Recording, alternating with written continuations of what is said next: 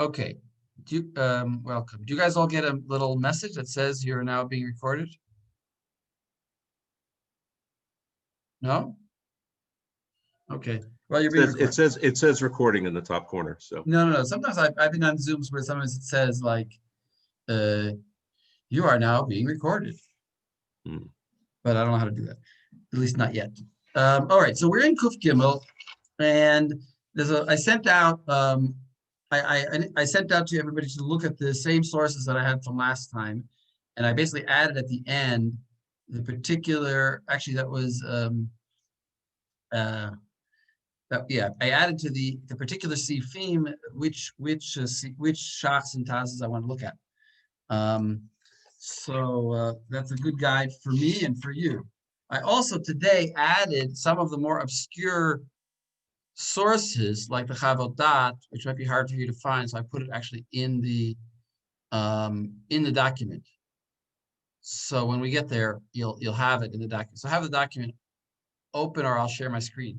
All right, so let's start with Kuf Gimel in the Shulchan Aruch. And maybe Andre, you want to start us off? Give me a second, please. In the Shulchan Aruch. Yeah, just read the Shulchan Aruch. Okay, give me a second. Sorry.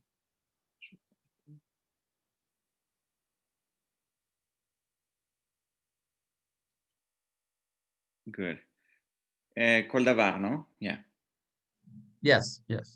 כל דבר שטעמו פגום אינו אוסר תערובותו, ואפילו אין טעמו פגום מחמת עצמו, שבפני עצמו הוא מוטעם ומשובח, אלא שפוגם תערובותו מותר. Yep. Sure. Yeah, so explain that. Wait just a second. Wait, hold on a second. I just got to do something.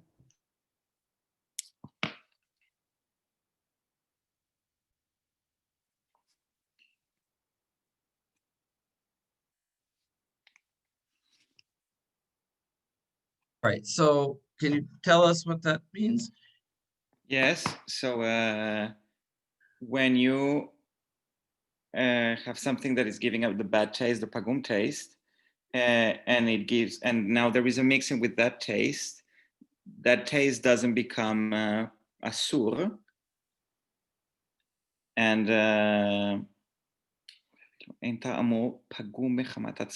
this part was weird to understand. We saw it last week, I think. Yes. I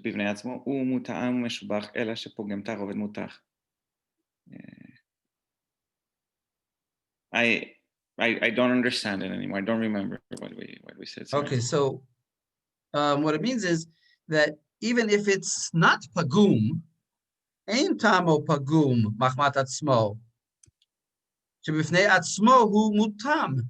It on itself has a good taste. Umishubach, and it's really good. El shepogem, but it causes a bad effect.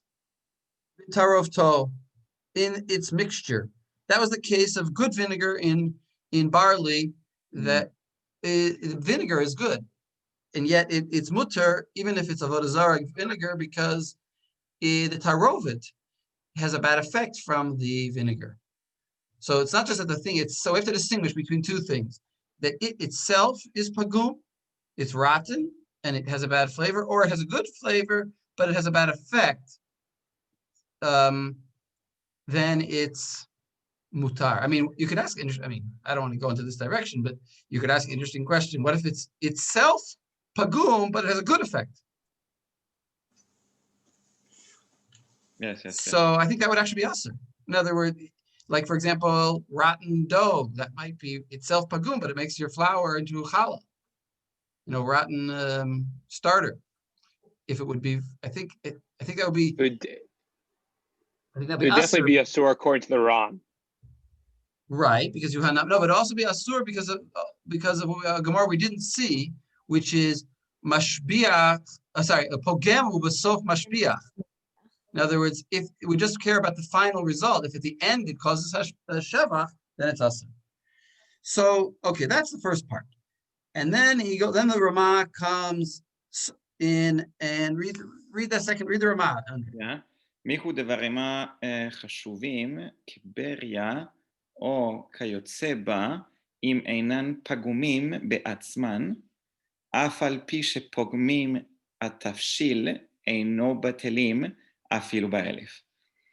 And so here is what you put afterwards in the new pages about if the beria is pagum, then you shouldn't think that the tarovet is maybe mutar, but here comes the Rama to tell you, no, it continues to be prohibited because beria doesn't make a difference, as the Rambam says, whether it is mazriach or not, and then because afilu be'elef. What kind of beer are we talking about? We're talking about a good beer. We had two cases in the Shulchan Aruch. Is the Ramah talking about both of those cases that a birya is not batel? No, I think in this case he's speaking about the good birya, like a healthy one. Right. A good healthy birya will not be batel, even if it causes a bad effect. But if itself, that's what he says. Im eino pogumim be'atzman. If they're not pogumim be'atzman, in other words, if they are pogumim be'atzman, if they are essentially pogumim, then there will be batel. So he's only giving this stricture when they are not pogumim be'atzman, because we don't care about flavor like we said before. But if it's pagum atzmam, so it's no longer it's actually the way they talk about it in the Rishonim is it's no longer chashuv anymore. It's lost its chashivut because it's essentially pagum. All right, so let's look at the Shach Aleph. Here, Asher, maybe you can read the Shach Aleph.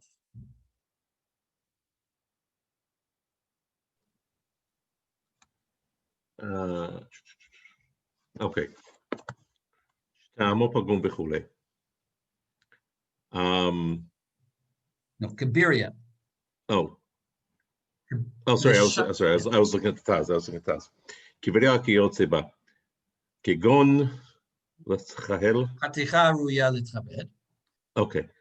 כגון חתיכה ראויה לכבד, ודבר שבמניין וכי הגבנה. וכי הגם, דגופו לא בטיל באלף אפילו אינו נותן טעם. לכך צריך שיהיו פגומים בעצמן. ועניין בעבודה, that's not עבודה זרה, it's היחד, but okay, he gives us where to look. אורח חיים, I think. אורח חיים, okay, yes. אורח חיים, okay, סימן תמז. That's what we saw. That's what we saw last week. Yeah. That is the Orach Chaim that we saw last week. Taf Mem Zayin, about Pesach. So he's that's about Pesach, and he's saying, look over there also because we're going to talk about Pesach, which is something that's davar chashuv essentially, chametz on Pesach, and therefore it's not batel. Masha katavti bezeh, as he talked about it over there. So what do we see from this shach? He's including chaticha ruya litchabed, dvar shebeminyan, presumably biria also. He doesn't need to mention biria. The Ramah mentions it explicitly. Right, the Ramah mentions it explicitly. Fine. Right, kibiria kuyotzebi, exactly. He's explaining what's kuyotzebi is there. Fine. Let's look at the Gra now, or actually the Darkei Moshe is mine. Darkei Moshe, which means you're going to turn back to the tour. Darkei Moshe Gimel at the end. So you have to go to the tour to find that.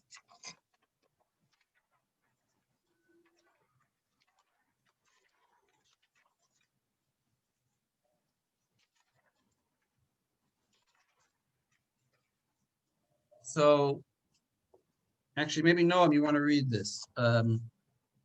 It's a little tiny piece, really.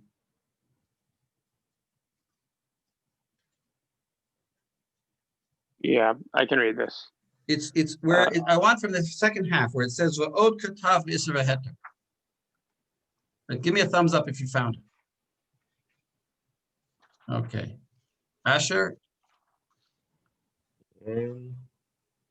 Darkei Moshe in almost the there. tour. I found Darkei Moshe. Yeah, I found it. Gimel. Yeah. And it's the halfway at the end.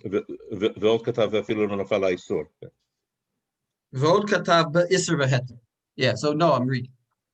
עוד כתב באיסור והיתר הערוך כל ל"ב דין ו' ואפילו בריה או שאר דברים חשובים אם הם פגומים הם בטלים שפיר ברוב דמאחר שהאיסור פגום בטל חשיבותן אבל אם הם חשובים בעצמן אלא שנותנים טעם לפגם במאכל שנתערב בו אינן בטלים אם אינן מכירן כאילו היו נותן טעם לשבח.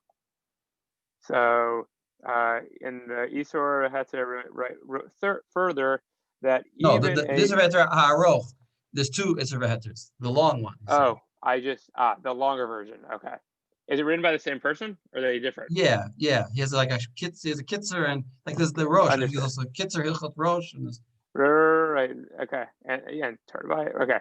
So the long Isur Heter also wrote that even a Beria or one of the other categories of Devarim Chashuvim, if they I guess are themselves pigumim. What words do you have there? I don't have the word. I have notnin tam lifgam in parentheses, but then pigumim in brackets. Oh, that's interesting. In mine, I have crossed off the word notnin tam lifgam and written in pigumim. But right, so they accomplish the same thing here by putting the. Oh, I personally did that myself. But interesting. Understood. My edition does it for me. So, but actually, I want to read it the way it's written. Okay. I went. So, I think read it the way. Read it the long way. Aval. Okay. So if so if they give off a flavor that is pagum, then they are batel berov. Since the isur is pagum, their importance is nullified. So that's why I don't quite agree with you about reading it the long way. But, okay. It has to be pigumim, otherwise there's no. It doesn't make sense. There's no contrast. Yeah. You guys, I said right. So take the correction, right? So in other words, he's saying exactly the same thing that we just saw in the Ramah. That if they're pagumim from themselves, I just have this.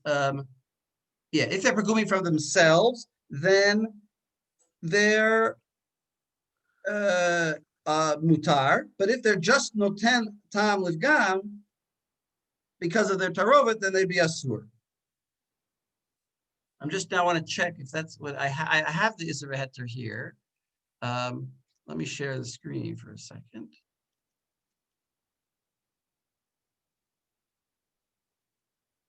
Here I have the Isur Heter in yellow here. Here he says Shisarchu, right? That they got rotten. V'nitarev achat mehen v'acherov. Me'acher shesarchu batel chashivutan. Okay, fine. Ve'eno mekiran af gufan batel berov.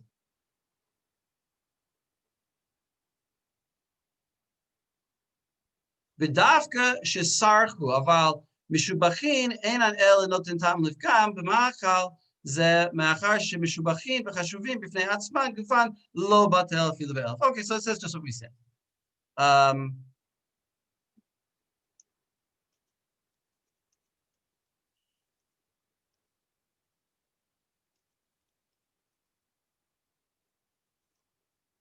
Now, what about a biri? What about here? Here's the next line, which is actually important. Going to get us to the Regra, which is Isser Biria Shenishtana Tzurata. What about a Biria that it's no longer in its normal form? In other words, either it's rotten. I guess it's rotten. So the Rambam writes, he's quoting here the Rambam, and he says, Loke, de lo chilek Torah ben sheretz hamasriach l'she'eno masriach. Because the Torah says you can't eat bugs. It doesn't matter whether they're tasty or not. Now he goes, now I think this is the Isser V'Heter writing. U'mekom hakom le'inyan bittul batelan chashivutan. But regarding bittul, they are, I'm not sure, I didn't check if this is the Rambam or not, but we call inyan, their chashivut is batel, and I just skip here. The batla shapir b'shiur, the batela shapir b'shiur, because in other words, on their own, you're going to do the isser if you eat them. But when they're in a tarovet, they're no longer chashuv because of they lost their status as being, they're a birya in a sense, but in a tarovet, they're no longer a birya. And therefore they are batel when they are masriach.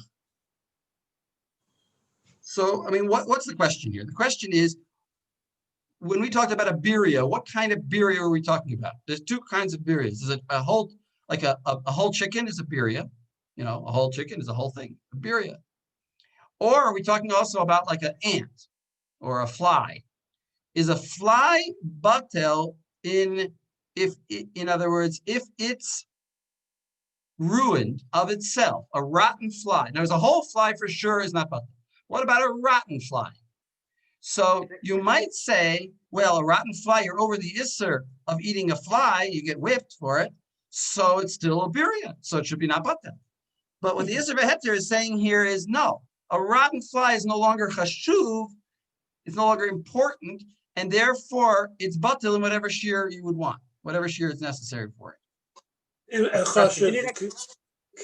that can include a loss of a wing or a leg or whatever. A loss of an aver. Well, then, that we discussed when we discussed birya. If it's lost a significant part of its body, then it's no longer a birya. So I would say no, we're not talking about that. We're talking about where it's rotten, where it's like a sour. What's rotten? The fly itself is whole, but it's become putrid. Why does it have chashivas before? Yeah, you're asking a question on what we just said, because you're saying, why does it have chashivas? Because it was whole. I want to understand. Well, you're leading me down a trap, I can hear. Because it's whole, that's why it's chashuv. And it's chashuv in what sense? Who needs to be whole? The bug. None of us are whole. We're all broken. But if you want to be a birya, you got to be whole.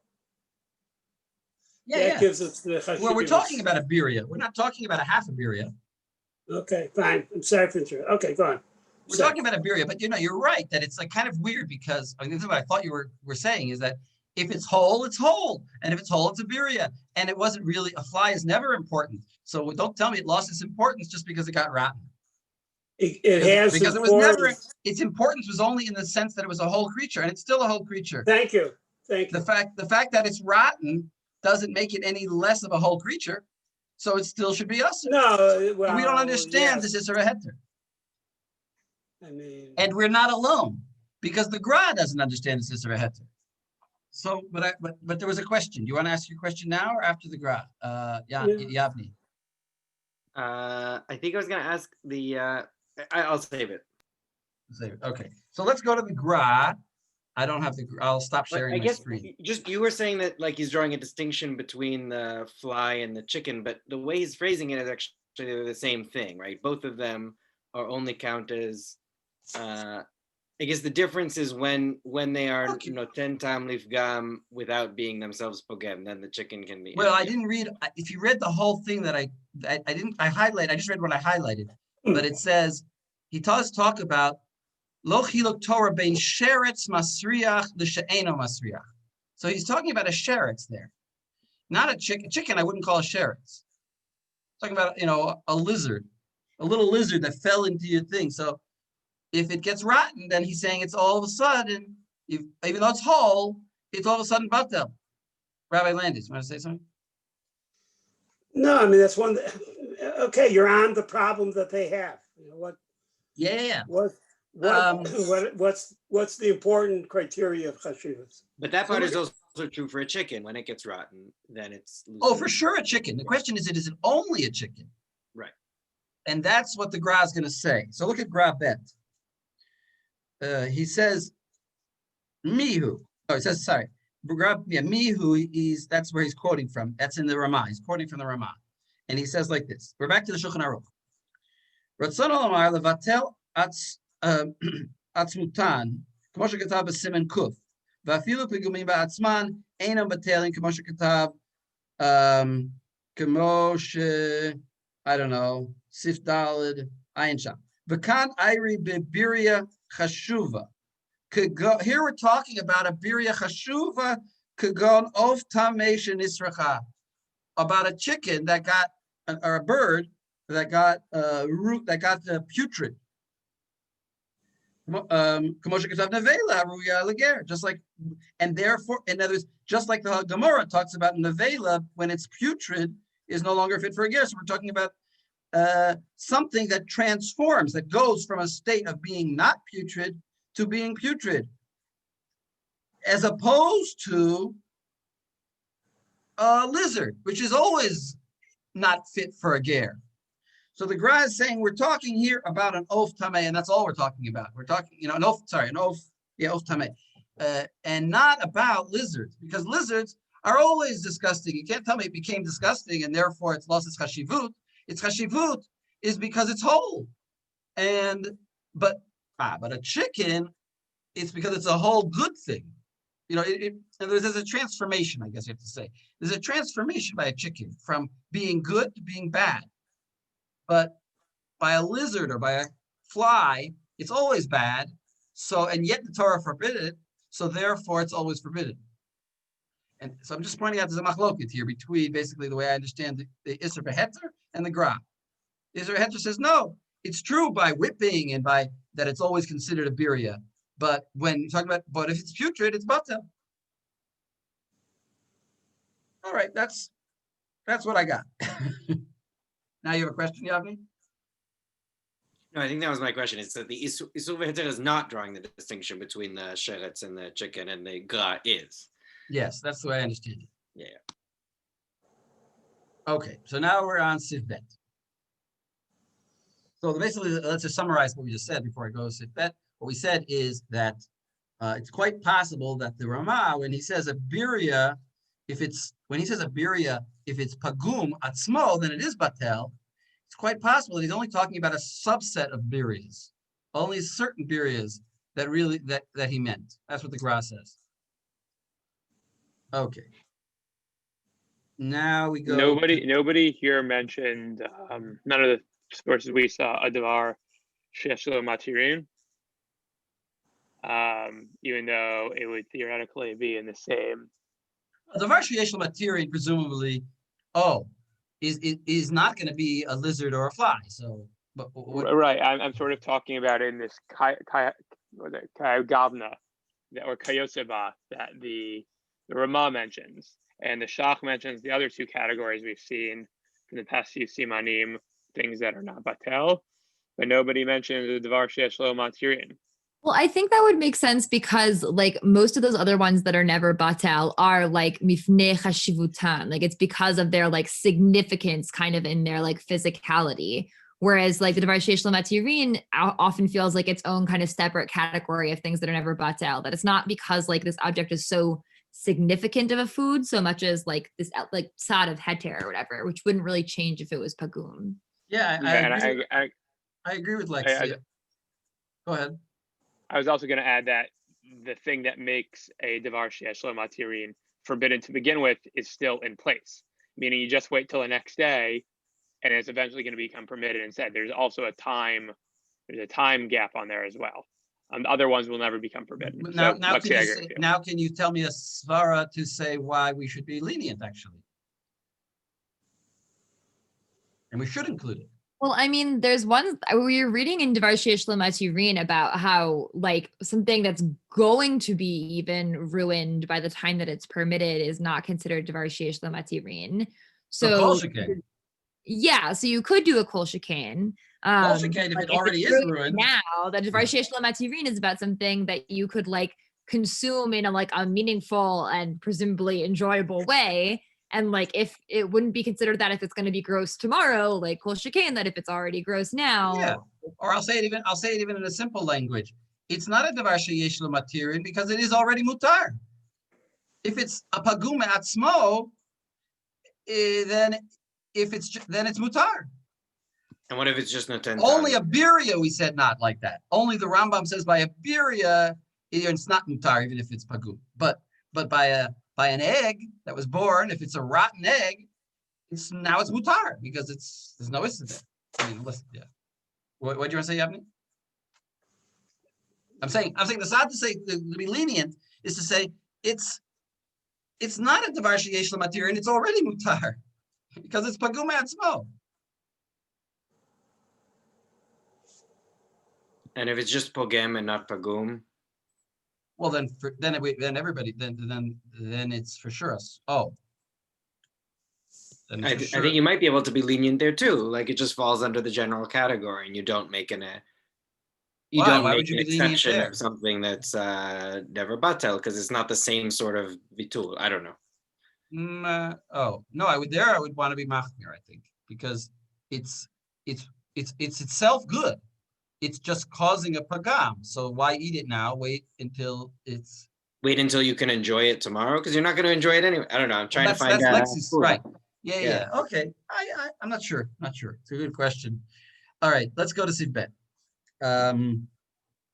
So Noah, maybe you read us Sifbet. Okay. I don't know if I'll make you read it all. It's quite a long Sif, but yeah. All right, just cut me off when you want me to stop. Pagam ze ein sarich shif gom legamre ad shia ketz lochlo ella afilu pogam ksat eno etzer taruvoto. So this putridness, it doesn't actually need to be fully pagum until like it's impossible to eat it. It's like fully inedible. Rather, even if it's only a little bit pagum, it does not forbid its mixture. V'yesh mi she'omer dahainu dafka kashinitarev isor muat im heter meruba. Aval isor meruba letoch heter muat v'afilu mechsa al mechsa ein omrim noten tam lifgam mutar ad shifgam lagamre. Who's that? Who says that? This is the Rashba. Very good. Eino ra'oi lamachal adam. V'im ein sham mamasho shel isor elatam mobilvad afilu isor meruba v'heter muat mutar im pogam ksat. Well, that's the Rashba. And that's the Rashba. Do you want me to translate all that, or no? I don't think you need to translate it because that's all we've seen all that last week. That's all. Just basically saying that you need to have rov when you have the mamashut, but when it's only tam, then you don't need to have rov even. Okay. V'yesh mi shechochech perush mekavel lachmir ve'oser.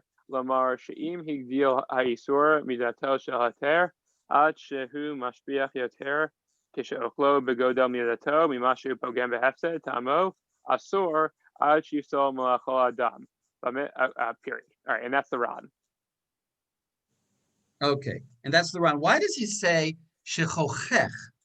Right. Let's just remind ourselves of the Ran. The Ran says that if the amount of the Isser got so much bigger that you enjoy it more than the detriment that is caused by the putridness of the mixture, then it's still usher. And that would be more strict than rov, because it could be a quarter. It could be a quarter of it is usher, but you're happy that you have that quarter there, so it'll be usher. Why does he say the word chochech, which the Ramah translates as thinks, mikveh, I think it means like thinks to be machmir. I think it's because even in the words of the Ran, he sort of presents it as like his reading as a chiddush, and like I think he probably agrees with that the Rashba has like the pshat reading of the Gemara there, and then he offers like a chumrah, an extra chumrah there that he might perceive is not actual integral to the source. Right. So I think, yeah.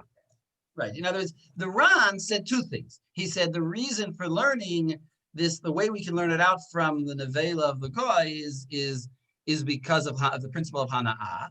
And then he says, and because of that, we can extrapolate to this next step of where the hana'ah is greater than the detriment. But that extrapolation is not written anywhere, and so therefore he just thinks about saying it. So It's found in Woody Allen. Woody Allen has two women coming back from the resort, and they're talking of, one says the food's so terrible, second one agrees, in such small portions. right. I know this joke. That restaurant is terrible. I know. I know, and such small portions. The food is terrible. Such small portions. Exactly. You want to get your quantity and your quantity. No, it's different types of hana. That's all. Yeah. That's the argument for it. Different types of hana. Okay. So we'll stop there for a second. And I just want to tell you, there's principles in what we have a stam. I mean, how do you read this Gemara? We have sort of like this not Gemara, the Shulchan Aruch. We have a stam and a yesh and a yesh, kind of. Right? We have the first opinion, which didn't say anything about rov. And he says, right? And then he says, what does he say? Yesh mi she'omer dahainu davke. He brings a stam, then he brings a yesh, and then he brings a chochef. So Getting progressively more machmir. But we have sort of principles of stam, v'yesh, halacha is like the stam. So are we going to say that we throw out this Rashba entirely? To me, it's the rules don't work here in the normal way, because I think it's sort of like divrei hakol is for that first clause, and then the question is like, how far does that application go? Okay, and exactly. The problem is So I want to stick with what Noam is saying.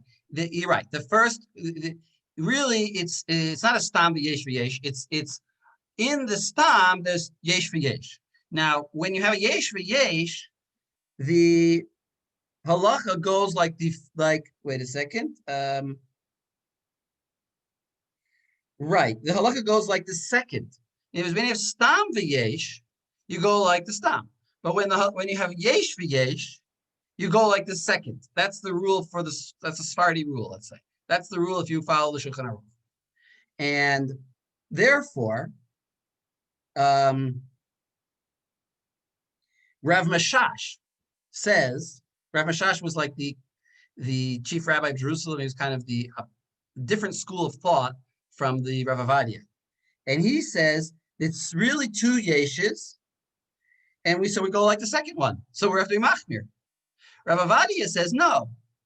The second one isn't a yesh; it's a chochech, and therefore we go like the first one. Now it's not really yesh for yesh; it's really the first yesh or the stam. The first yesh. No, the first yesh. We go like the Rashba. Now, as Rav Avadia says, we go like the Rashba, because the second one he put in this couchy terms of chochech. He just thinks. Rav Ashash says no. The only reason he put it that way is because that's the way the Ran put it. But really, it's a yesh. He's just quoting the Ran, and therefore it's yesh for yesh, and therefore we go like the Ran, and therefore we be more machmir. Just saying that's just so you know. There's a machloket about which way we paskin, or which way, which way the starting paskin, at least I guess. Anyway, I think it's pretty clear that we can be lenient like the Rashi, just as long as you don't have rov.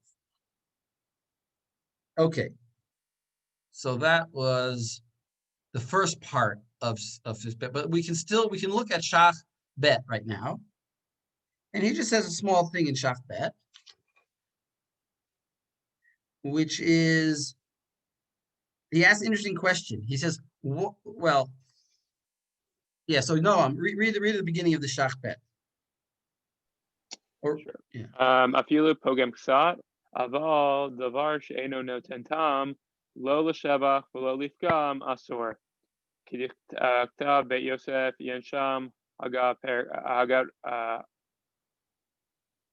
Ashiri. Hagat Asheri Perk Bet Right. So what he's saying is that it has to be pogem ksat, but a neutral flavor, neither l'shevach or lifgam, is forbidden. Right. Now, there has to be a little, if it's a little bit pogem, it's also called pogem. But what about something that's not? So what does he mean by that? Well, there's two possible interpretations. Let's go on. Let's see if we can figure out what exactly he means by not lishvach and not li pagum, lifgam. So go on. V'nira li raya mimai dekaimalan de'ein begidin b'noten tam v'afilu hachi kaimalan degufo shel gir shenimuach sarich shishim negdo ukidil el siman samechei saif tech. So wait. So he learns from Gid. He learns from Gid that you still need to mavatal it, even though there's no tam. So you see the things that have no tam are not like pagum. You have to mavatal them. So what is the no tam that he's talking about? Gid has absolutely no tam, right? Presumably. Not as opposed. Well, what's the alternative? Go on. The alfagav the eno elak'et b'alma haTorah asarto ukidamrina b'perak Gid hanashe. So it doesn't have any flavor, but still the Torah forbids it. It's like its key word is ke'etz ba'alma. It's like an eitz, has no flavor. It has absolutely no flavor. V'huadi in l'chol davar isur da'afagav de'eno noten tam tarich shishim negdo. So therefore, anything for all isurim, if it has no flavor, like an etz, it still needs to be batel. Right. You need to do the process of bittul on it, and he's basically learning. He's saying that the case of Gid Hanashe is not sui generis. We learn from it to all other things that, like, if you have a piece of shoe leather in your pot, you need to mavatal it. Has no flavor. It's eitz ba'alma. But it still needs a bittul. It's not that the case of Gid Hanashe is a unique case. Okay, so now let's look at I'm just saying, but to be fair, when we get to Gid, smachokas. I mean, it's yeah. This is very strange. It's actually very strange because maybe Gid really is just Gid, and maybe other things that are eitz ba'alma are eitz ba'alma. They're like nothing. So let's look at the siftei dat, which is the Prima Gadim. And I, if you want, I can share it with you. Maybe I'll share it with you. Just a second.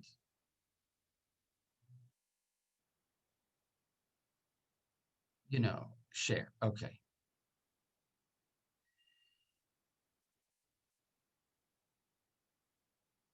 So here, let me read a little bit of this Prima Gadim. You guys see? You see what I'm showing you? Is the screen okay? Big enough? Yeah. Okay. Afilu ayin shach hine aminchat kohen bechelek aleph perak yud hesig alav. Says no, you're wrong, Mr. Shach. The Pri Chadash. I didn't want to bring in the Pri Chadash, so I brought him because he quotes Pri Chadash. Ot bet chara apo bo ubashach. He argued on both of them, but chara apo. He got very angry at both of them. V'katav the ishtabush kahane. The Kohens have been in error. They got shibush. They got ruined. Who are the Kohen? The Shach is a Kohen, and the Minchat Kohen is a Kohen. So he's saying the ishtabesh kahane.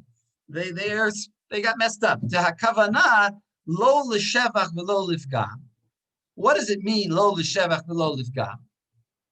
In other words, Hainu shitamo nirgash. It means not that it's ba'alma, but that its flavor is felt. Ela she'eno l'shevach v'lo lifgam. That's what's asur. In other words, he's being lenient. Let's just get that clear. He's being lenient. He's saying if it's eitz ba'alma, no problem. But what is a problem? When it's not l'shevach, in other words, I have my chicken soup and some, I don't know, some turnips fell into it. Or like turnips are a bad example. Some zucchini fell into it. Some treif zucchini. Now those treif zucchini don't add anything and they don't subtract anything. They don't make it better. They don't make it worse. They're not l'shvach and not l'ivgam. So those is what's aser. But things like the Gid HaNasheh are not aser. Ube'ikar hadin heskim la minchat kohen be'iser sheyavesh ke'etz de'ena raui lager min Torah mutter. If it's like a shoe leather, then it's mutter. And if it got into a mixture, they didn't forbid that in any way. Feel like a robe, even if there's not a majority, even if it's like mostly shoe leather. I mean, whatever. I hope you're not eating something that's mostly shoe leather, but velo dami le Gid HaNasheh, and it's not like Gid HaNasheh, that Torah asrato, because that the Torah specifically asert.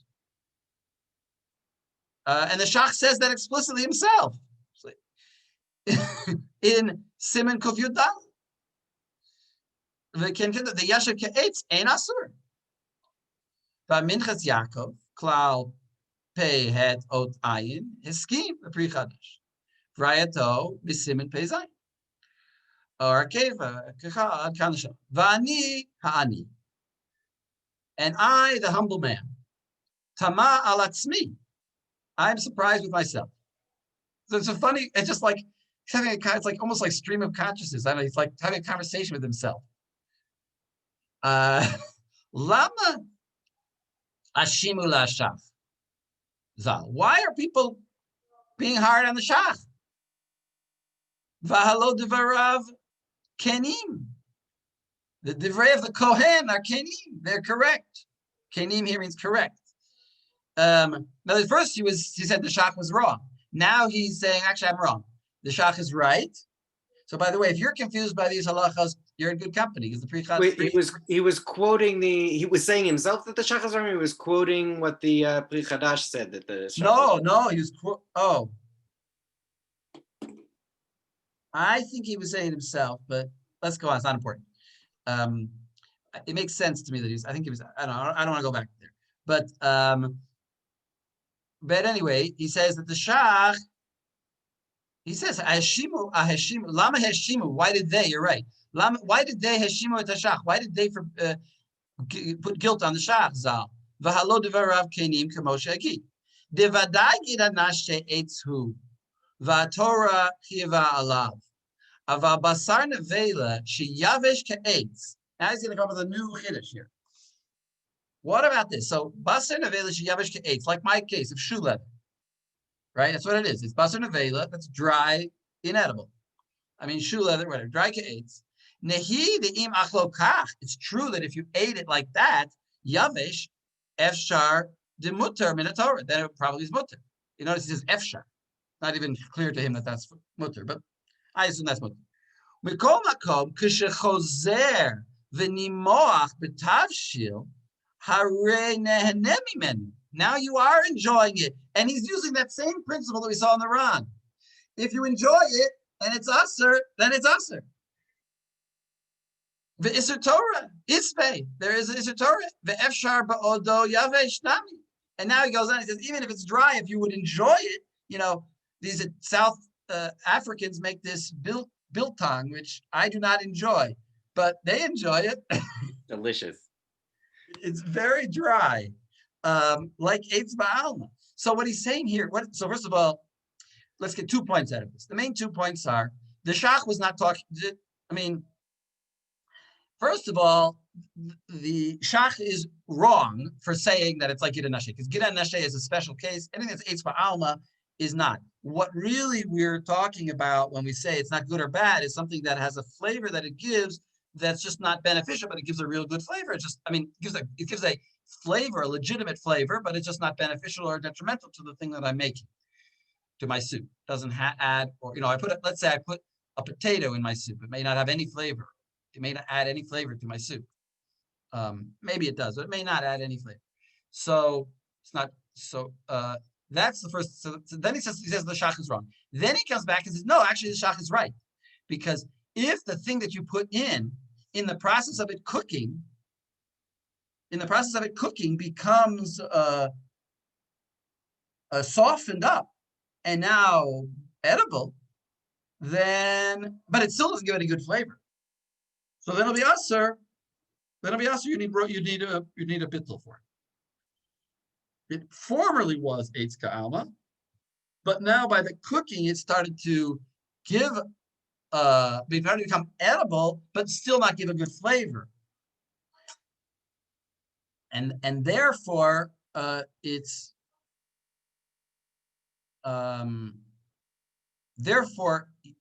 usher. It's not like tam with gum. Doesn't give any flavor, and it's an eitz ba'alma. It still could be usher because of the process of cooking. Anyway, it's a little bit theoretical, but it's just to understand what the shach is saying. And well, how do we end up? Do we end up that the shach is saying, well, is he talking about vegetables? Or is he talking about eitz ba'alma? It sounds like he's talking about things that are eitz ba'alma. So now look at the things that are just kind of like neutral-ish tasting, but like normal foods, I feel like he wouldn't put in this category. Right. Okay. No, but yeah. And he would put eitz ba'alma in. No, he would put in the cat. No, those things kol shekain, you mean to say. But you're on mute. Definitely would be asur. Ones that are like, that aren't eitz ba'alma, that are just kind of like a neutral-ish flavored food. Well, remember, the shach is coming out to be machmir. The shach is saying, they're definitely asur. Says kol shekain, that a potato would be asur, and even giranashe would be asur.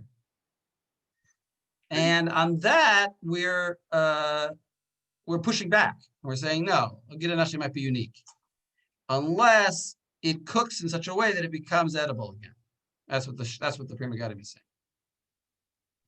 saying. Am I correct? We're not accepting the shach.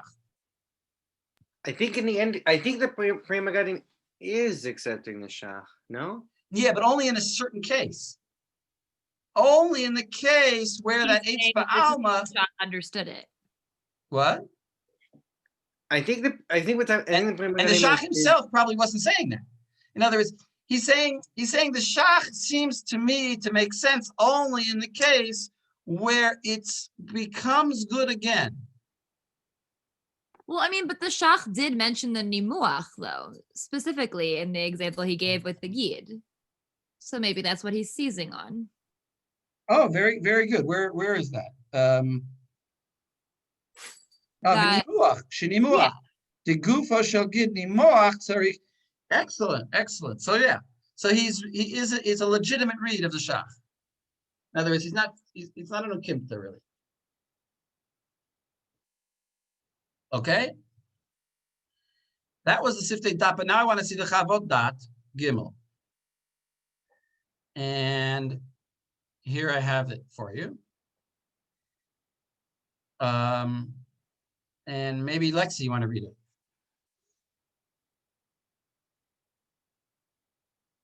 Wait, where is this gimel? Let me just see. Pigumim ba'atzman. Where is that?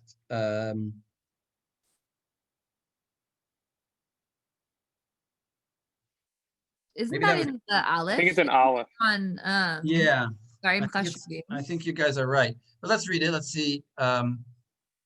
Okay. So maybe I put it in the wrong place. Maybe I put it. Yeah, I think this is on the earlier thing. So ba'atzman, aval begumin ba'atzman, afilu nitkalkel rak tzat, batel chashivutayhu, in sarich sheyufsad legamrei, raya misor v'heter ha'aruch shekatav nimela shenisracha afdalaki makom makom batel, ubenisracha legamrei lo laki kmo shekatav magid mishnah, baramba perak yadaled mihilchot ma'achot asurot.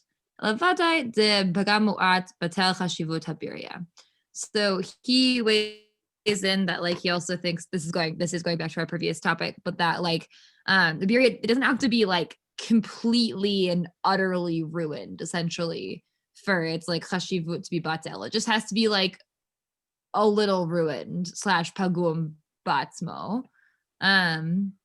והפרי חדש חולק על המגיד משנה וכתב דברים המואסים שנשרחו לא קינא להם. ואינו נראה, דאם כן אף נותן טעם לפגם ליצר בהו. דהה נותן טעם לפגם נבלה שאינה ראויה לגר נפקא, כיוון דהיקרא לא קאי השרצים אף נותן טעם לפגם ליצר, ובהדיא מוכרח בעבודה זרה, אף בשרצים מותר נותן טעם לפגם. So he brings in this potential, this like point of disagreement that actually, no, with like already gross things, them being gross doesn't make them permitted. And he's like, no, that's for we see these various places in the Gemara from the way that we derive this from Nevela and from this specification in Vadazara that like even Shratzim have this rule of Notin Tam Lifgam applied to them. Okay, great, right. Okay, thank you. Excellent. So basically, that's summarizing what we basically said before. That I had that in my head, I guess. But that's so he's coming out on the side that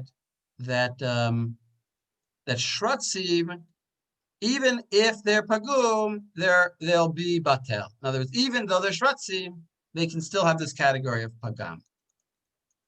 Okay, so let me fix my notes and put that gimel. I went through, I think I maybe moved this around, but Are not pagum, as in like when he's talking about like pagum, does he mean that like the thing itself was a little ruined? In his chidushim, it's more clear on the same letter. In the chidushim, it's more clear that he's saying that it has to be pagum from how it was. So even if it was disgusting at first, it has to be pagum from the disgustingness that it was. Right. So it has to be like an ant that got more putrid. Right. Like the ant has to spoil in order to be gross. In order to be pagum. Right. You can't do otherwise you wouldn't have a din of birya by an ant. It would always be pagum. Except in which case when you're eating the whole thing alone. When you're eating alone. Right. No, but the whole concept of birya and bittul. Right, yeah. Except in certain cases where it gives a tam l'shvach, which we're going to see later, like a mouse in beer, maybe. They talk about that being a good flavor. But anyway, fine. We'll say that yes, if it's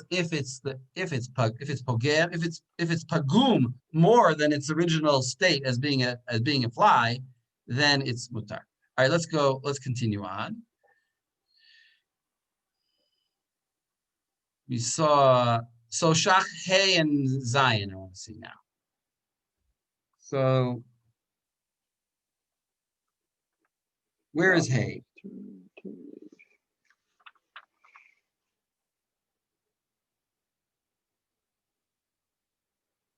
Hey is also on bet. Yeah. Ela tamo. Elish tamo bilvad. He says, Im ein shama masho isur el tamo bilvad.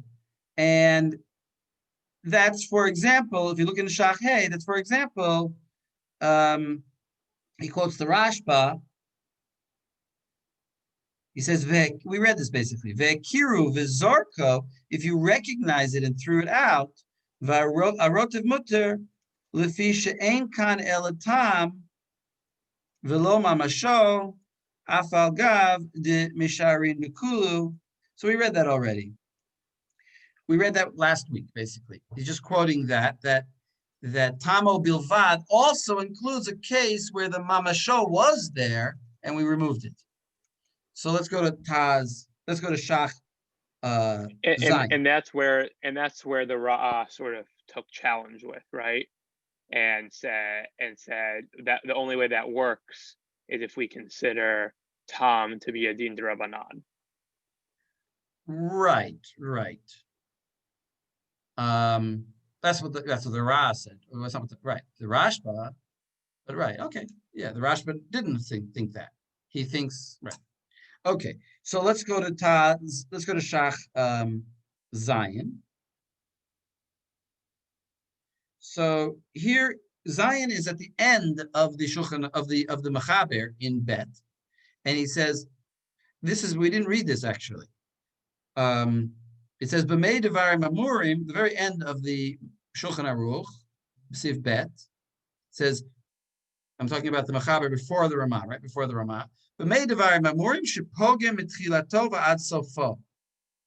Well, that's talking about where it's pogem the whole time. What about if at first it was good and only later did it become pogem? Or it was pogem, but then it became good. In those cases, it's usher because there's some shevach going on. In the first case, it was helpful, so it's already usher. It doesn't help that it gets pagum. And in the second case, well, now it's shevach. So it's not. So who cares that it was pagum before? It's now shevach. So on that point, the shach is going to make a distinction here, because what about the status of it when it's pogem and hasn't yet become shevach? I know it's going to become beneficial. I pour it in the vinegar into my cholent and it ruins it. But as it cooks overnight, the vinegar is going to seep into everything and make it more pungent and have sweet and sour cholent. But at the moment, it's bad. So the question is, but I know it's going to be good. So can I eat it now? That's the question. You understand the question? No, quickly. Eat it all before. In other words, when we say pogem, the last word, pogem, it's pogem now, but in the end, beneficial is usher. When is it usher? Is it usher from the moment it fell in, when it was pogem, or is it only usher from a later state? So on that, the shach says, here, so no, I'm read the shach. Perush, achar shehishpiach. אבל קודם שהשפיח יותר, אף על פי שאפשר שישפיח אחר כך, כיוון דהשת פוגם הוא, מדי דהבה חסרת מלח דקמן סעיף קוף י"ב, כן כתוב בית ערוכה. Great, so which way does the shach say? The shach says that when Shulchan Aruch says pogam u'lesof hishpiach, that's referring to a case when we actually got into the state of it being hishpiach. But before that point, when it was just pagum, even though you know it's eventually become good, you can eat it. Right. That makes sense. Right now it's pagum, so I can eat it. It's dependent on the consumer. Right, it's dependent at the moment that I want to eat it. It's not a din. In other words, the other way to understand it is that it's a din. There's a din out there that says pogam l'sof hishbiach, it's aser. There's a din on this case, and that din applies immediately to this case, because this is the case of pogam l'sof hishbiach. So let's look at the source that I brought here. It's the Pri Megadim again, Zion. Do I have it here? Yeah, Pri Megadim Zion. Am I sharing the screen still? You see my screen? Yeah. So you can look for it inside. It's on the page. It's on the other opposite page if you have my edition. So let's look at Zion. Ayin Shach, V'ayin Pri Chadash, Otchet, Cholek al Zeh. So he says the Pri Chadash again is Cholek on that. He's Cholek on that. And he says, no, it's also from right now. Even though it's Pogem. The Knesset HaGedola, Hagaot Beit, Hagaot Beit Yosef, Otchet, Echmir Gamkein. And it's also right now. But what does the Pri Megadim say? Ve'yir litzaded lahakel. But I'd say we can be lenient like the Shach. Devadai Isser Torah Leka. Why is there no Torah prohibition? Because it's pagum. It's pagum now, so for sure that it's mutter according to Torah. The only reason to say it's aser is because there's some kind of din that the rabbis made. There's a din that the rabbis made that this case of shbiach, pogem l'sof shbiach is aser.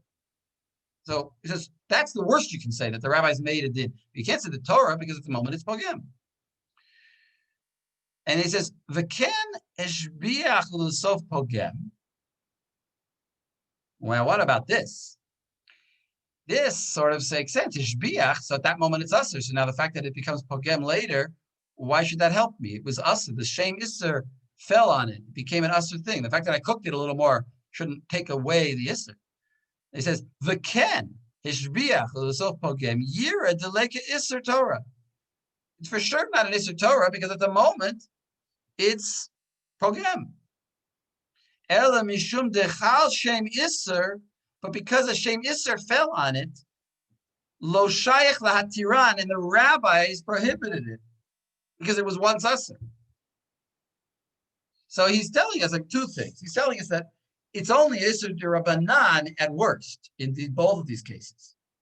And he's saying the first, and he's saying in both of these cases, ishbiach l'sof pogem l'sof ishbiach, at worst isser d'Rabbanan. And he says that isser doesn't apply until it's actually mashbiach at some point. But if it's pogem and it only later will become mashbiach, then it doesn't apply, like the Shach says. I just think it's interesting. You read a Shach and then you wonder. So there's a tziruf here. It's a tziruf between shem isser, which it does achieve at some point, and the final pagam, which will it's final shem isser, and it's final heter at the end, which makes it usher. I mean, final mashbiach that makes it usher, which deals with the stuff itself. The stuff itself at the very end is mashbiach, and therefore it should be usher. How can it be usher now? It can only be usher now because we have a shem isur that we take from the earlier period. Right. Is that how it's working? Yes, I think yes. That the only way we can say it's But it doesn't usher, work alone. In other words, it doesn't work without a tziruf of two things. A tziruf about its end essence, what will it be?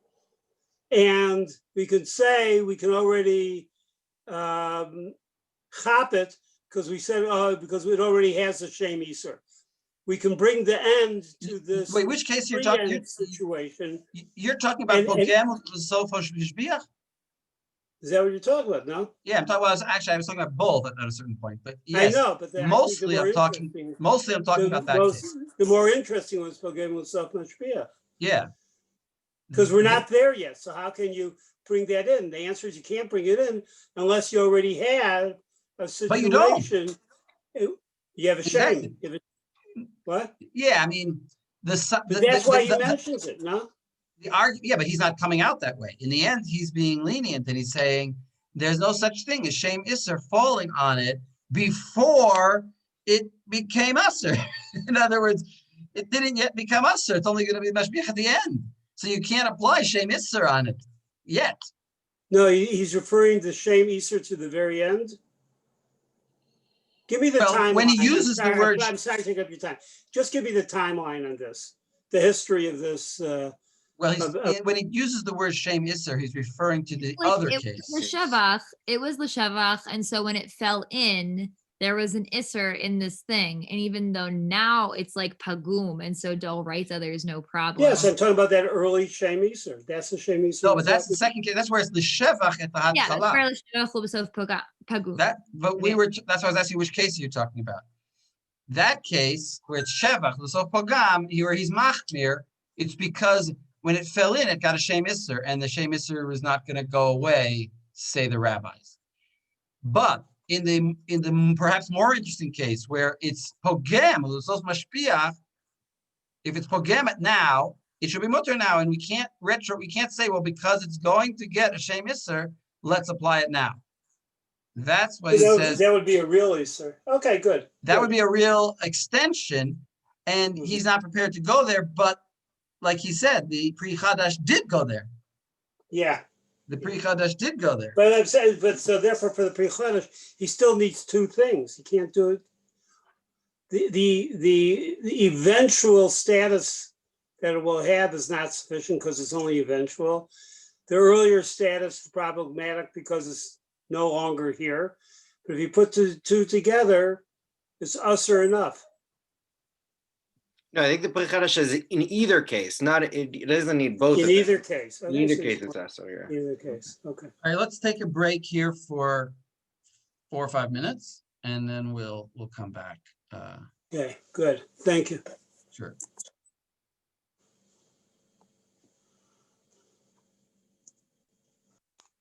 I'm gonna skip, with your permission, a little bit.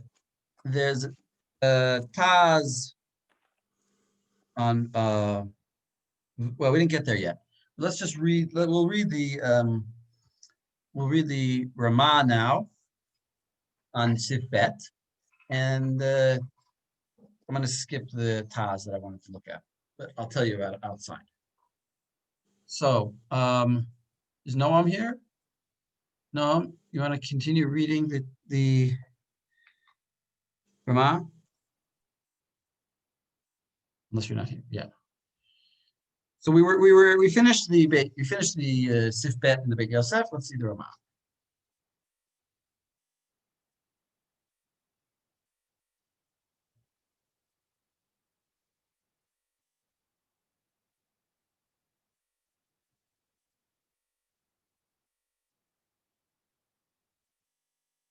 Noam, you want to read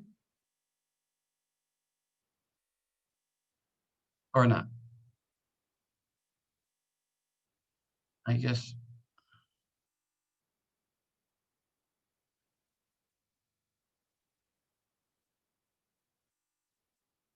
You're supposed to be. Oh, you don't hear me?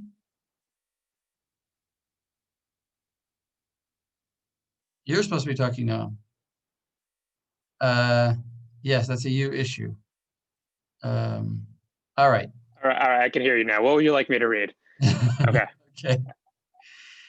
I felt there was something wrong because everyone was just staring. I'm like, am I supposed to be doing something right now? Like, all right, something's not working clearly. What would you like me to read? Good that you went to messages, and I kept trying to tell you. Anyway, read the Ramah, please. Sure. Okay. Because you were.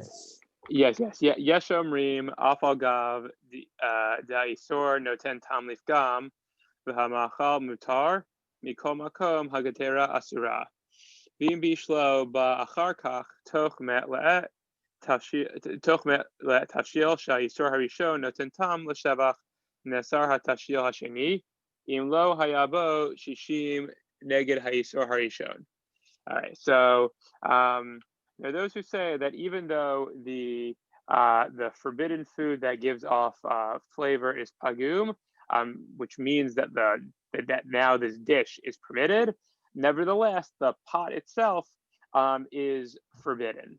And if you were to cook in that pot afterwards within 24 hours, a different dish, such that the first forbidden isor gives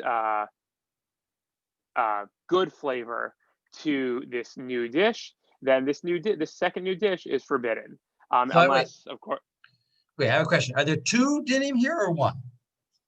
It's 1. It's 2 dinim. Well, it's 2 dinim. It's 1 din with a subset of the natural consequence. Meaning the din is that the kedera, despite the tafshil being mutar, the kedera is asur. Okay. Is it asur for everything? What do you mean for everything? If I cook in it something that the flavor that went into it is, I know will be pogem it. Right. If it's would that be mutar? Yes, that would still be mutar because you're still dealing with pogum flavor. It's only when it's the shavach that second. So then it's really one case. So then it's really one case within a case and an example. Sure. It's almost like because. But can you read it differently? Is there a sense that there's like an isul on using the kelim, even if the food might end up being mutar? Like you're not allowed to use the kelim, but if you did and it ended up lifgam, then it's mutar. So go with that, Yavni. And why would the pot be asur to use? Because it's like adding it on purpose. It's like adding isul on purpose. In other words, ein mevatlin iser latchila. Right. Or yeah. In other words, there's an iser in that pot. And I'll tell you even more. We have this rule that says you have to, even if your pot is 8 to 8, it's 24 hours old, and it's now pagum. Everything that it's in it is pagum. It was used for treif. You used it for pork, and now it's 2 days later. Can you use it? No, But whatever flavor's in it is going to go into food, and it's going to be pagum. The food will be mutter. because it's a gezerah atu ben yomo. Exactly. So why shouldn't we say the same thing here? The pot has in it a flavor that it may well be pagum, but it's usser. It's an usser pagum flavor. So the pot is usser. The pot itself has a pagum flavor in it, which could potentially actually be l'shevach. In other words, in certain foods, certainly we should forbid the pot. And even if I would cook, in other words, maybe the pot would be mutter. The food would be mutter, but if it's forbidden to use this pot, I have to do hagala. What an amazing idea! I have to do hagala on this pot. The other reading would be to say no. Just wait. And I mean, what would the other reading be if you don't have to do hagala? It would have to mean don't use it for 24 hours, because maybe the food that you're going to cook is going to be noten tam lishvach.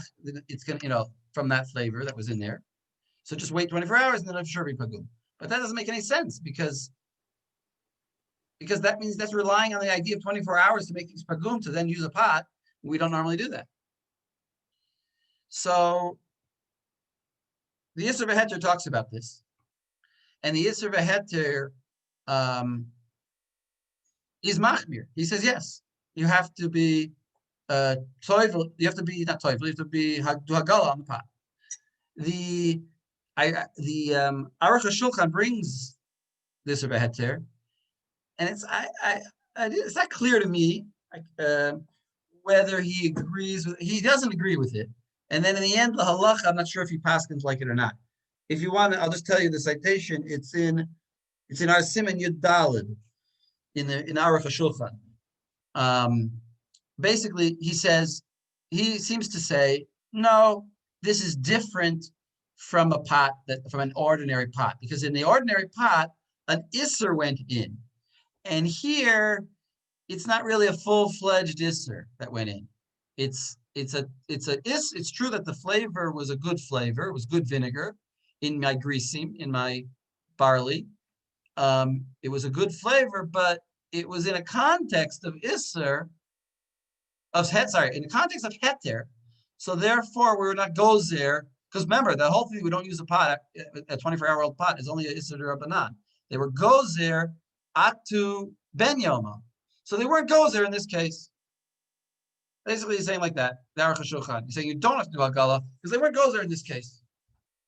Even though logically the Yisr V'Heter is right, it seems to me to be a very nice comparison. So, and you can almost see it in the words, because he says, what does he say in the Ramah? He says, Hakadera Asura, period. It says Hakadera Asura. What do you do with the Kadera that's Asura? You do Hagal on it. It sounds like the Ramah is saying it's Ha'asr. And that's why I'm not sure exactly what the Shulchan says. He may not argue. And then he says, V'im Bishel, so wait, just Rabbi Landis, 1 minute. And then the second part of what he says is, in bishel, if most foods you cook in it, b'diavad, they'll be okay. But if the food you cook in it happens to be something where that vinegar that's absorbed is good for it, then it'll be usher even. So there's two dinim. One din is you have to do hagala. The other din is the food will normally be mutter b'diavad if you use it again before you did hagala. But it's possible they could actually be usher if you didn't. Yeah. So Rabbi Lane. Sorry. No, I think there's something to be said, and we see it all the time, that poskim say the gezerah does not have to continue manufacturing itself. Right. Forever. Making more and more. More and more. They were goes on something specific. In fact, I'm going through, In fact, I think for almost every gezerah, there's something that's not reproduced. And for that matter, that if that's more or less, if that's correct enough, that it actually helps us with all sorts of drabonin d'oraisa problems. In other words, not making drabonas into d'oraisas. This is one of the ways they're not a d'oraisa, is that they don't go the full, they don't go the full derech. I'm just saying this is a comment. Noam, you wanted to say something? I was just gonna say, I think it's that second deen, as you call it, that pushes the Aruch HaShulchan to reject the Isur B'Heter. Meaning, there's no mention of like Hefsed Gedola, Hefsed Meruba that would allow a case in which the flavor was pagum, right? If that would be the case, then you would say that the Isur B'Heter is right, that you need Hagalah. But the fact that it's unqualified, that when you cook within this pot and you say, oh, as soon as it's pagum, indicates that we're not dealing with the case of Hagalah. Because if you really needed to do Hagalah, then you would seemingly apply the original Gezerah to that case as well, which you don't. So I think No. that's how the No. I think you're missing something. I don't agree, because I think you're missing something. I think that because remember, even when we do apply the Gezerah b'diavad, the food is kosher. He doesn't want, he could just say the pot is usser and the food is kosher. And then he adds an extra point. Yes, the pot is usser, but the food b'diavad is kosher. But sometimes it's not kosher, because it actually is it's actually a worse case than a pot that's 24 hours old, because you've got fresh, if you do it within 8 lay, you've got fresh isser in there. It could actually make it usser. You see what I'm saying? So I don't see. I see what you're saying, and yes, even in a non ben yomo pot, right? You would say b'diavad it is kasher, right? But not under every circumstances. I would like, yes, what do you mean? Automatically you can eat. You don't have to have a hesed component. Of course. All right. Yeah, if you have a pot, if you have a pot that pork was cooked in it, you're not allowed to use it now. You have to hagal. But if you did go and use it and it was 24 hours old, the food is mutter. No hefsed. All right. So here, I think that he's saying you have to hagal. And that's what I think he's saying. Whether the Aruch HaShulchan agrees with it or not, I'm not sure. It's hard to see the language there. You can look at it. You can report back to me what you think. Everybody. But go on. Okay. Okay. So aval im na'aro hatafshil harishon bekaf v'tachavo achar kaf hakaf l'tafshil sheni shehu gam ken pogam lo nesra hakadera v'chen devar shein. Okay. So let me stop there. So, however, if you were to stir that first dish with a spoon, and then you take the spoon and stick it into and then you stick the spoon into the second dish, that is also, which it also makes pogam, then there's no forbidden. Right. The kedera in this case is not forbidden. It doesn't go through the spoon and then forbid another pot. And this is based on a concept which we're going to talk about a lot, which is called not bar not. Noten tam ben noten tam, or bar noten tam.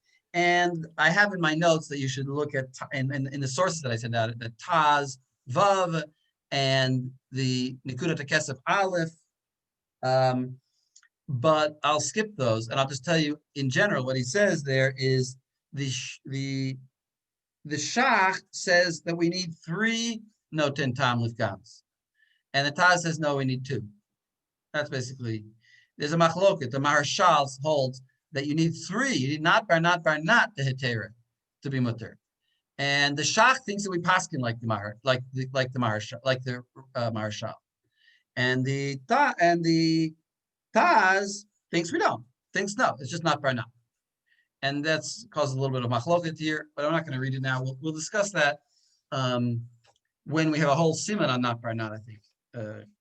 But let's go continue on. Continue reading.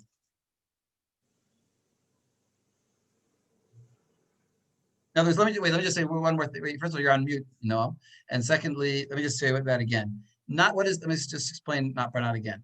Not barnat means that the flavor of the food goes into the spoon. That's one noten tam. And then from the spoon into the other pot, that's another noten tam. So you have not barnat. You have a one noten tam to another noten tam, and through different materials.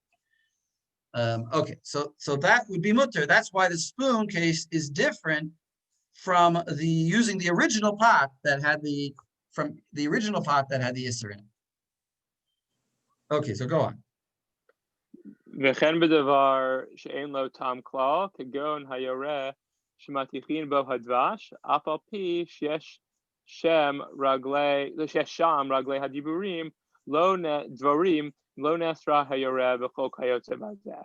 And similarly, if there's no tam in it, for example, in a cauldron in which you make honey, in which you melt honey, even though you've got bees' legs in there, the cauldron's not forbidden at all because you say they don't have tam. Right, they have no tam, which is similar to what we talked about with the shach. And like the eights. Right. In other words, the bees here. In other words, if the shach there perhaps was talking about, cucumbers in my soup, here, and that being usser, here, in other words, here he's talking about, here it says that the bees are just like sticks and stones. They're just sticks and wood, and they're therefore not, and have no flavor, and therefore they don't oser. So that seems to disagree with the reading of the shach that it's talking about, gidim. Anyway, I'm just pointing that out. There's a kind of a like gidim, but it's saying it's like things that are tasteless. It's not that they're not noten tam livgam to the thing, but they're also not. I don't know, but they're also you don't have to worry about the pot or something. What I'm saying is that some people use this Ramah to say that the shach before must not have been talking about this case. He must not have been talking about things that have no flavor because he's not arguing on the Ramah here. And as here he agrees with the Ramah that things that have no flavor don't oser. So what was he talking about before? What we saw earlier today. He must have been talking about things that do give a flavor. Unless you see like the pre-Megadim who says, no, he's talking about things that don't give flavor but become good by the cooking. And the bees maybe don't become good by the cooking. Just saying that the people who discuss this bring in this Ramah. This is because it's relevant. But here it's not talking about whether it's also the dish, it's talking about whether it's also the vessel, right? Right.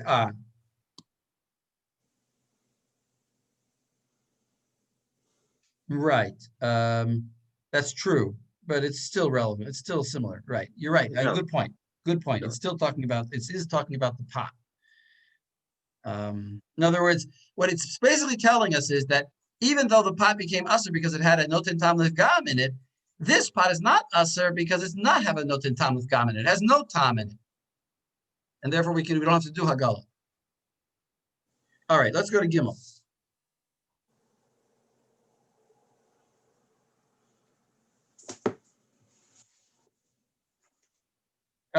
Sorry, who should read? Let's have Andre, you want to read?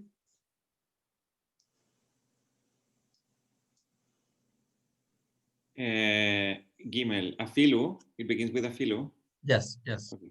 אפילו אין כוח באיסור לבדו לפגום, אלא על ידי דבר אחר שמסעיו, כגון שנפל איסור לקדרה שיש בה מלח או תבלין מדוכין, ואלמלא המלח והתבלין שבה לא היה כוח באיסור לפגום, לפגום.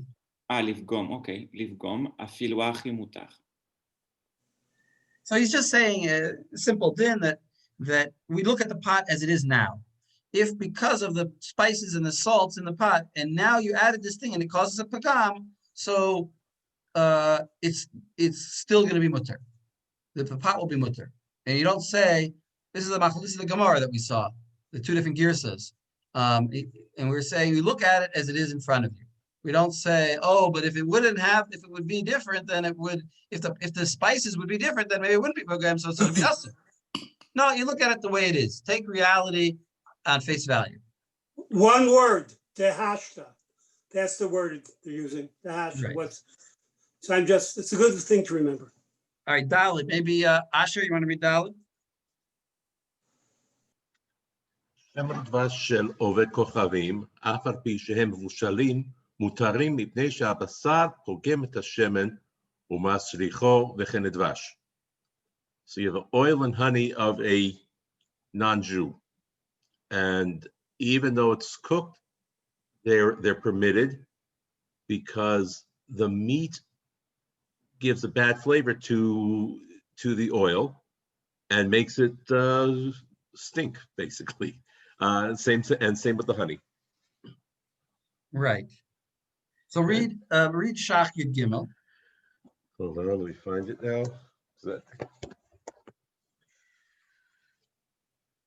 I was reading the Shulchan Aruch from the Sefaria website, so I've got to find Shach here. Second.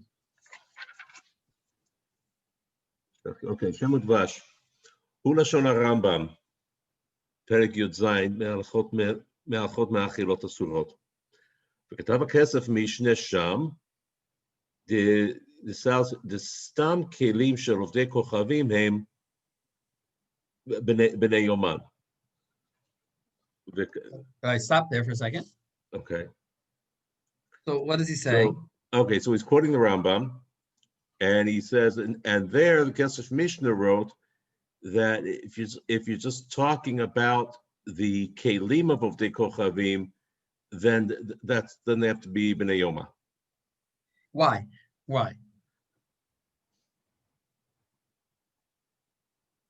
I don't know.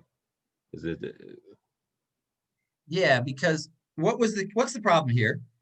That they don't cook meat at the same time as they're cooking honey. They're not boiling up the honey with meat. They're using their meat pots to boil up honey. So what's the status? What I told you guys that if you use a pot, not Baranat?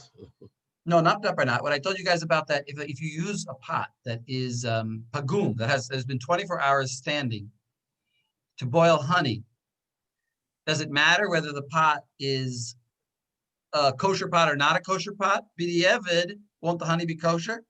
Yes. Regardless of whether meat is pogem in honey, because the walls of the pot are already pagum by their nature, because they are 24 hours old. So if we hold that stam kelim of goyim, that means what does that mean? Stam kelim of goyim means a kli of a goy that you don't have any knowledge about. You don't know exactly when it was used. If we hold that they're einan ben yomo, that means we hold that anything cooked in them is automatically b'di'evid mutter. You're not allowed to use that pot, but if you did, the food would be mutter. So why would we even, in yeshivas, they would say, why do we even come on to this din? Why do we even come to a din that it's because the honey has a bad flavor when your meat goes into it? We don't need that. We can just say, stam kelim of goyim einan ben yomo. So elamai, you must hold that stam kelim of goyim are not einan ben yomo. They are ben yomo. They're ben yomo. You must hold that they're ben yomo. And that's what he says. Disfirale, that's what we just read. Disfirale, distam kelim shel goyim hem b'nei yoman. They're considered fresh, and therefore it would be usher to use. Therefore, food that came out of a pot of a goy would, and as if a goy makes rice, b'di'evid, that rice is usher, says the Rambam. Because otherwise, why would he come onto this din of the honey? But if the Shulchan Aruch is quoting it, then he must also feel that the pot is that a stam kelim of goyim are usher.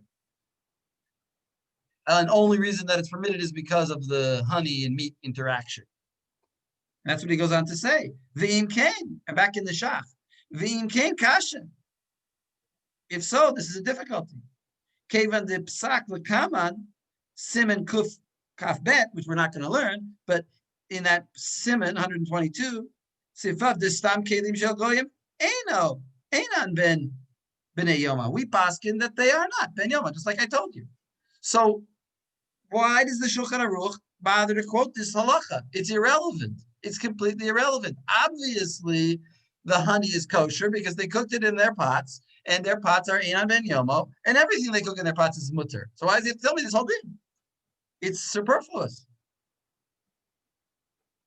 Im kein hacha b'lav hachi mutter.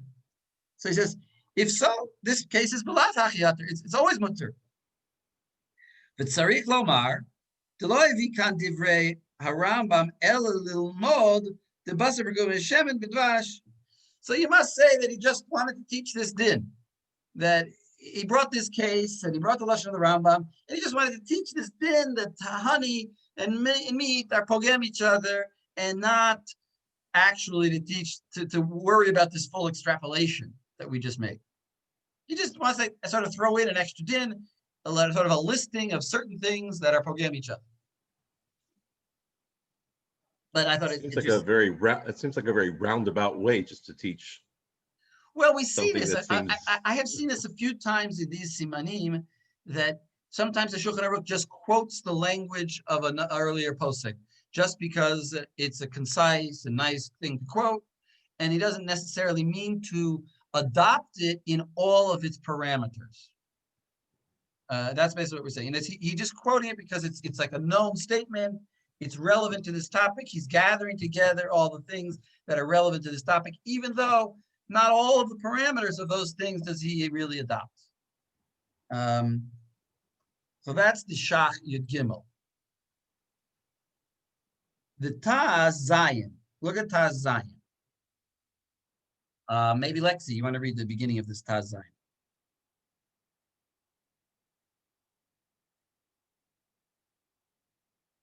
Who said that? A hatchet job? I'm Salvajek. Uh-huh.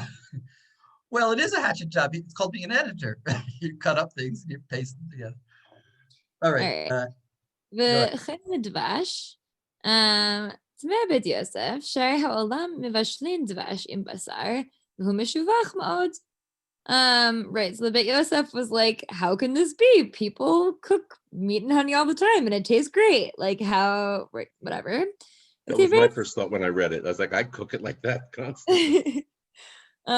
ותירץ על ידי התבלין והבצלים הוא משביח, אבל אילו היה בשר ודבש לבדם, היו פוגמים. That like his answer was that it's when it's like the meat and these spices and these onions and whatever all together with the dvash it tastes good. Those but things in isolation, it is pogem. just the meat, just some honey, it would taste bad. Which that I haven't eaten meat since I was 7, so I'm not a good authority on this, but that sounded not correct to me. But more than that, you can make a better kasha. How do you know that the goyim aren't cooking their meat with onions and spices and then cooking? Yes, but another kasha could be that Beis Yosef is saying, yeah, but it could be because of the spices. Why doesn't the Beis Yosef, unlike Lexi, is not a vegetarian, I assume, and he could just go and cook some honey and meat and see. Like it's not, there's no isser involved. Let him go see. It's a question in Metzias. It's a machlokas. We don't like to have a machlokas in Metzias. So he reasons that it must taste bad, and therefore he's not going to try it because he doesn't want to waste the food. Okay. All right. So now my note says to look in Taz Zion. Sorry, that was Taz. Look in the Gra. I don't want to read all the Taz. Well, does anybody know what the Bach says on this? No? Okay, so let's look at the Gra Tet Zion. Lexi, you can read. Sure. ויש אומרים,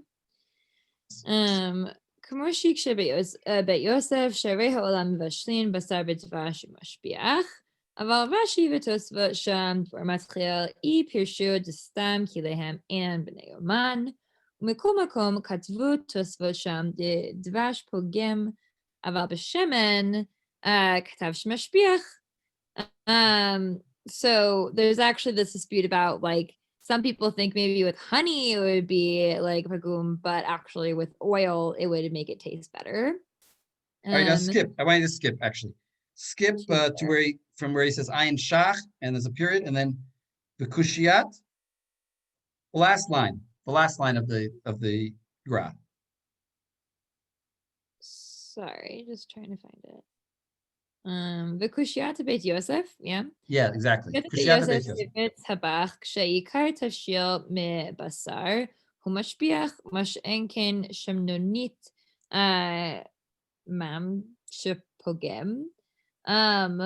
That there's like a difference between like meat and leftover like fat, basically. Not quite. The shemnonit. Wait.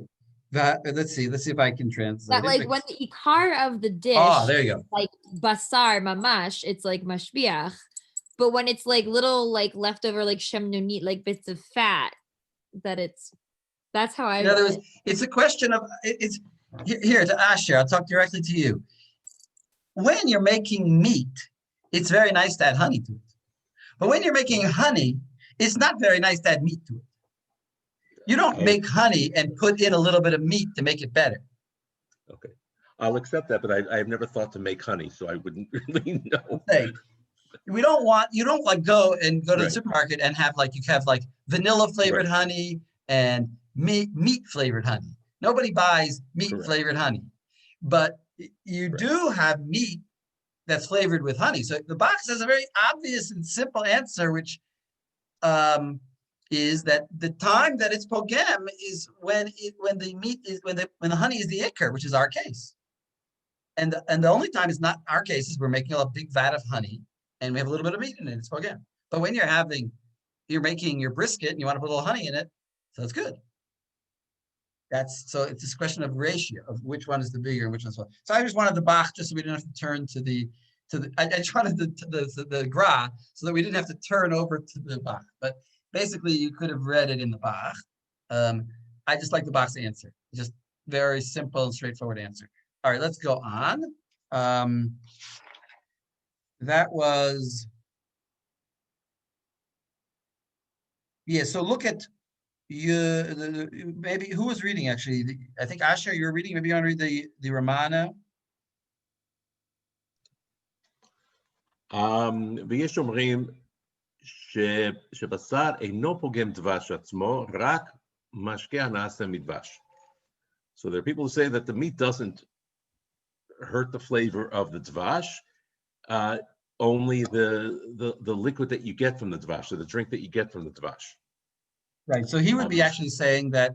I mean, I don't know. It's a little bit weird what he's saying. He's not going to say that the honey is usher because of this, but he's saying like theoretically it could be usher if it actually put meat in it. Of course, it's going to be mutter because of what we say in Siman Kuf Kaf Bet that the pots are okay actually, but he's saying and mutter because it's disgusting and nobody wants to eat it now, which seems to be the underlying principle throughout. If it's mutter, if you're not going to want to eat it anyway, then it's mutter. No, the Ramah is saying actually that dvash is not pogem, just like you said. That dvash is great. I'm just saying. No, I'm saying that seems to be sort of the underlying theme for most of the halachot we've been learning for the last few weeks. That's true. That's true. If you're going to like it, then you can't eat it. No, but let me go slowly. I sort of jumped ahead. It sounds like the Ramah is being machmir. It sounds like the Ramah is saying the goyim is usher because yesh omrim the basar eino pogem dvash. So if that's the reason that the honey is mutter, and he's disagreeing with that reason, then the honey is usher. So I'm just answering and saying no. He's really just the same thing that we just said about the shach is only talking.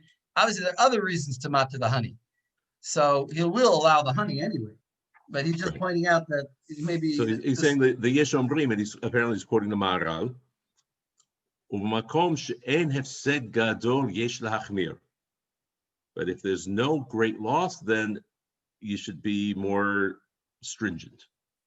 I mean, go ahead. Okay, basar או חלב ביין, הווה לפגם ומותר.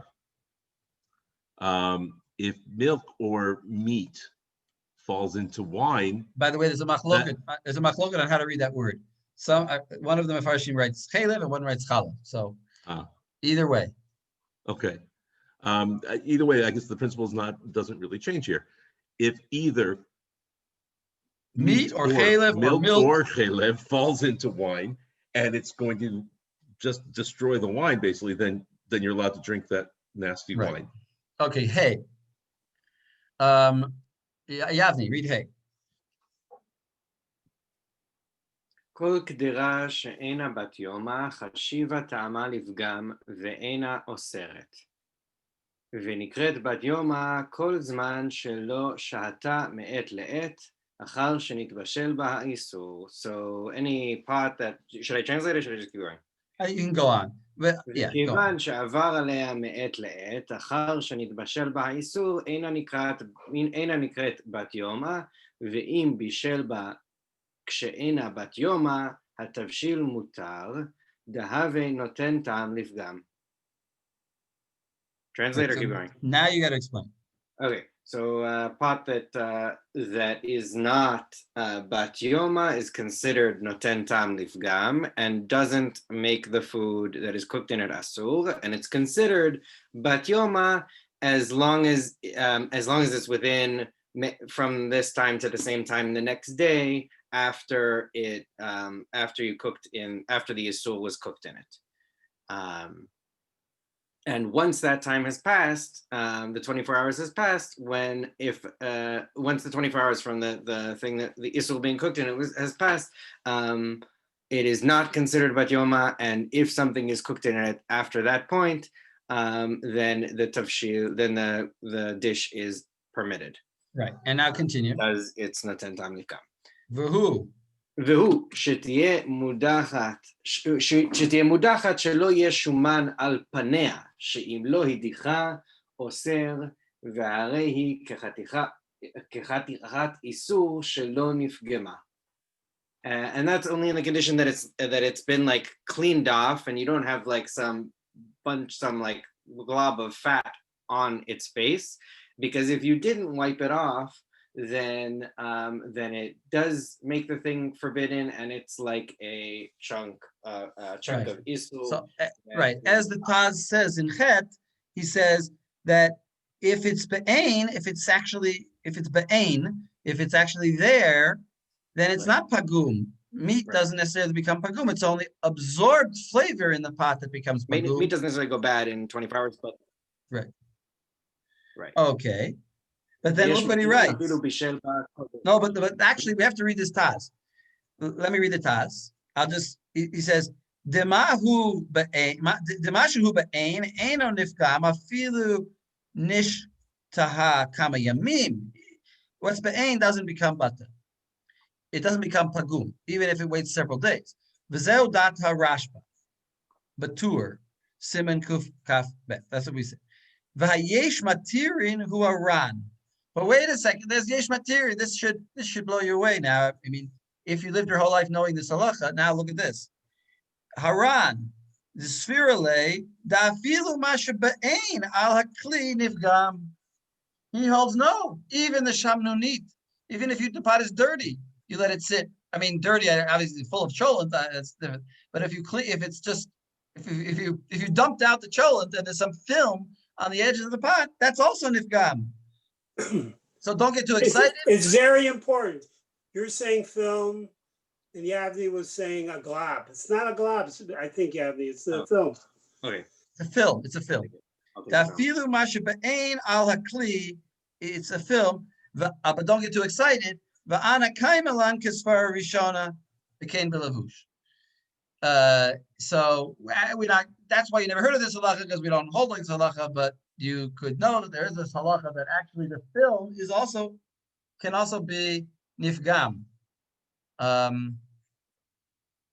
Okay, let's continue. Wait, I wanted to see this. It's a very short Akiva Eger. Yeah, tell me. Im bishel bakish eno ben yomo. Aval lachatchila asur the bashel. V'ken afim bishlu v'kli rak safek yisur midrabanan. I'm sure. Right. He just says you can't. Yeah. In other words, the food is mutter, but obviously you can't use the pot. This is a guidebook, remember. Now the Taz, sorry, the Shach and Tet Vav, just one line there, the first line. Katavti, you see that? Le'el Reish Siman, the beginning of Siman Sadi Hey. Katavti, the Stam Kelim, that a normal Kli, Shenit Bashel Ba, Amrinan Hayunikiim. So this is kind of we are going to hold that if we don't know any way different, we don't know one way or the other, we're going to assume that the Kli was clean. And even if, and I might add myself, and even if it wasn't fully clean, we can always rely on the Ran that we just saw. But I'm not saying even if it wasn't. I mean, if we know it wasn't, we can't rely on it. But the point is, we assume it's clean. Part of the reason that we assume it's clean is because we know in the back of our minds that even if we're wrong, we have the Ran. Okay, I agree with that. But to have people going to kitchens and checking the pots, I'm telling you, a lot of film. So we're getting a couple rules here. Stam kelim of goyim are eno ben yomo, and stam kelim are clean. Stam kelim of Jews are clean, or of any chef. And we're also learning that Hiddush of the Ran, that even the film could be batel. Did I want to see something there?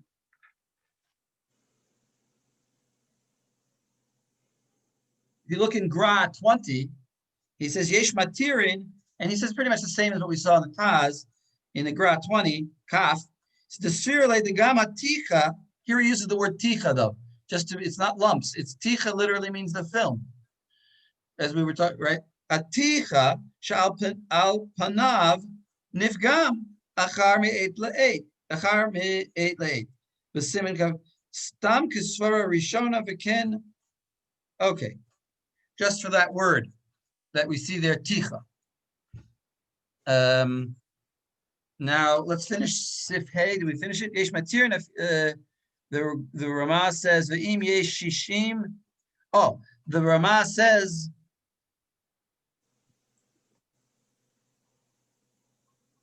Oh, but by the way, we skipped the there's one more line in the continue. Yavni, you were reading? Yeah. Continue. From the Ramah? No, not from the Ramah. There's one more line, I think, of the Mechaber. ויש מתירין אפילו בשל קודם שהדיחה. That's what we said was the... That's the Ram. Yeah. ואם יש 60 נגד מה שדבוק עליו לכולי עלמא שרי מאחר שהקדרה אינה בת יומא והכי נהוג. And so he clarifies that like if you like you don't have to, if you're looking for 60 times it, you don't have to, after the day you're only counting the film and not counting whatever might have been absorbed into the pot, because whatever might have been absorbed into the pot is lifgam and the film. So and even if right, saying even if we don't hold like the Ran, and the film is a problem after 24 hours. But wait a second, you only have to have 60 against the film. And the film could be very small. It could be much less than the thickness of the pot. All right, Vav, Riavni, read us Vav. יש מי שאומר שאם שמו פלפלין בקדרה של איסור שאינה בת יומא, הכל אסור, דחורפי משוויה לשבח. So this is a very important halacha. Extremely important halacha, which comes up with onions and knives a lot. But the idea is that if you're cooking a harif food, like you're making hot chili pepper sauce in your pot, then even if it's old, 3 days old, but it was a treif pot, the spiciness of the chili will liven up the spiciness in the walls of the pot, liven up the pagum flavor and make it lishevach. And now it's usher. And the Taz says that's only if it's rove. It has to be rove pilpel. In other words, it can't just be like chili with some, can't be like, chili con carne with a little bit of hot sauce. It has to be you're making Tabasco sauce. And then it's going to liven up, and then the whole idea of 24 hours goes away. It becomes usher. Zion. Now, Zion, actually, I want to spend a lot of time on. We don't have a lot of time. So let's just read Zion.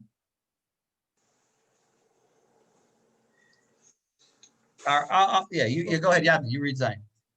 הקדרה שהיא בלועה מבשר וחלב, שנתבשל בה ביחד, או בזה אחר זה, וקודם שעבר לילה אחד, הוחמו בה מים, חשיבה בת יומא עד שתשהה מעת לעת, משעה שהוחמו בה מים.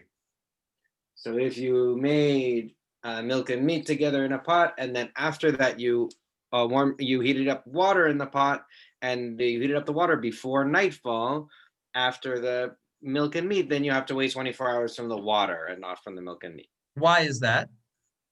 Because it's because the water becomes nevela, and then re-issos the pot. Right.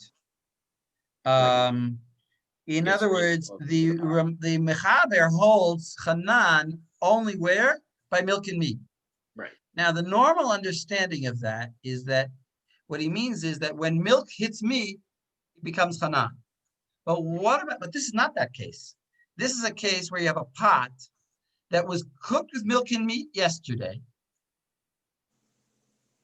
boiled milk and meat in it yesterday, and now, or not yesterday, today, and now you boil water in it. He's saying the water becomes usher because of Hanan. Because what was in the walls of the pot? Milk and meat. And the Mechaber holds that milk and meat is Hanan. The Ramah holds it in all Isurim, there's Hanan. But the Mechaber holds only by milk and meat. And this is called milk and meat, even though it's a secondary encounter. In other words, we normally think of milk and meat being Hanan because it's that encounter that creates that the things are essentially usher.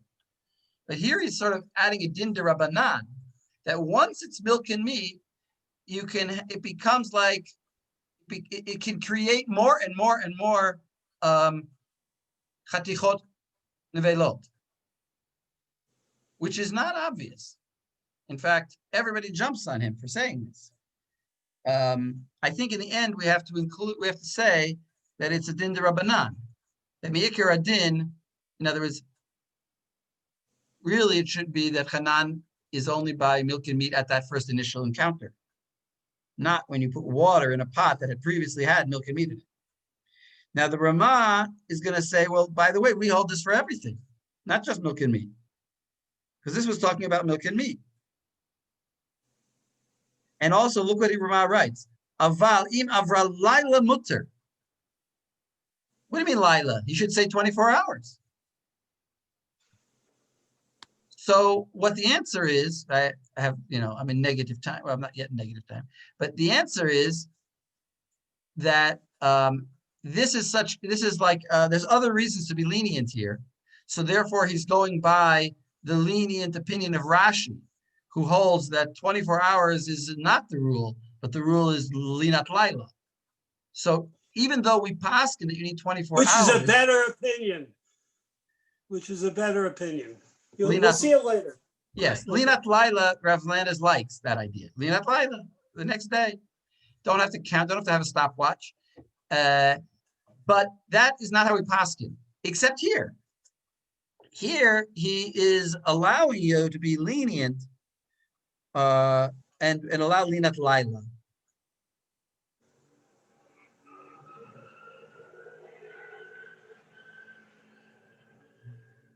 By the way, actually, the Mechaber also says kodem sha'avar laila achat. He also says that. He also seems to say that once a day has passed, it becomes lifgam. But that's only because we're talking about this weird case of extending the isser. In other words, the water, I'll tell you like this. I used to think about it in a simpler way. What's going on is like this. When do we say noten tam lifgam occurs? When the pot hasn't been used in 24 hours. Not just that it's been 24 hours since I cooked an isser, but if the pot's been used within 24 hours of that isser, then it's sort of like the new cooking maintains it being alive. It prevents it from being pagum. It keeps that food alive. And really, it doesn't have to necessarily to do anything with chaticha nase nevela. It's not because the water became a nevela and then the water forbid the forbid the pot again, and it's like a new event. You don't necessarily have to say that. Although what you can just say is that the event, that magical thing that happens of pigum occurring, is only in a case where the pot is not being used. As long as it's, if I'm cooking all night long, then with water, then it's going to maintain the liveliness of that flavor and it won't become pagum. That argument makes sense to me, but it seems like the Shulchan Aruch is not making it because he says. Yes, I just want to point that out. That is what I'm saying as a way to understand it in a nice way. But that's not at all. And if Yavni is correct, and it's good to understand that point, to understand that the Mechaber is not at all saying that. He's saying, no, it's because of Chaticha Naseh Nevela. I cooked the milk and meat. Now the water became, now if I cook before 24 or before a day has passed, the water becomes milk and meat. And then it goes back into the wall and I've got to start the stopwatch again. So that is really the halacha. It's really because of Chaticha Naseh Nevela. And therefore, for the Mechaber, it's only by milk and meat. And if it would be treif, if you would cook pork in the pot and then boil water in the pot, you wouldn't recount the clock, says the Mechaber. Maybe that's another reason why we can say that Stam Kelim Shel Goyim Einan Bet Yoma, because it doesn't actually mean that they had to not be using the pot for 24 hours. It just means that since they cooked the original Isser, a night has passed, not even 24 hours, a night has passed, and that they haven't cooked in it any, well, I'm not sure about the night or day, but you see, the only reason, I just want to point out, the only reason why we're saying a night has passed here, it's not in general, like in general, we need 24 hours for the pot to become pagum. We're only saying a night has passed here because it went into this intermediate state of going into water. And then the water sort of, it's like a not bar not case. The water became usher and then it got back in because it's a double transfer. That's why we're allowing you to be lenient by Linat Laila. So either the goy didn't use the pot at all for 24 hours, or he did boil some tea in the pot afterward, then we'll actually be more lenient. We'll actually allow you to use, the pot will actually be kosher after the Linat Laila. And it's sort of like the boiling of the water helped in that case, unless it was milk and meat. Is that clear? I said a lot of things there, but that's the basic halacha.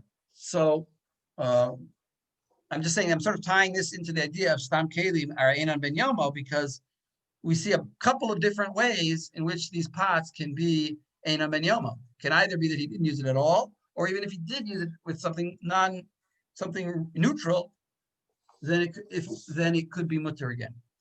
Not the case with milk and meat, where it would be chanan. And the Mechaber, that's all of the Mechaber. The Ramah would say, no, by the goy, there is chanan, even by pork. And therefore you'd need to restart the clock from when he cooked water. Okay, we did get to the last seif, and that's good. Well, the Ramah is even making on anyway, yeah. What? No, say. Go ahead. In this case, it doesn't the Ramah say that, like, at least the Makom Efsed, he says, like, even like to be even more makil on the non-basal v'chalav cases. Right, and that's another example. I sort of would like to somebody make a list. Another example of where the Ramah backtracks from his opinion, Chanan b'shar Isur.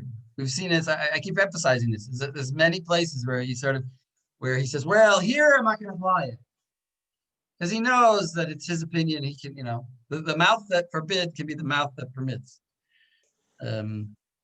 Okay, guys. So next week we're doing the next Siman, and that'll be Rabbi Landy's. The following week, I want to actually divide up the sifim among you. So I'll send you out your Mission Impossibles, should you choose to accept them.